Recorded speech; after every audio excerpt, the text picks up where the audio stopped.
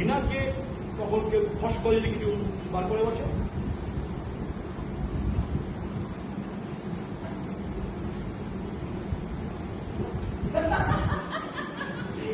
আরে তোমাদের পাঁচু ছিচকে চোর, এটাকে একটু রগড়া হয়েছে।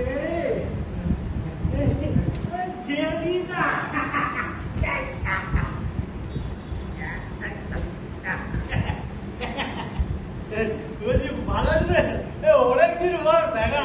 কেমন আছো? দাদা সেটি দা কনস্টেবল সেটি দাল তো দাদা।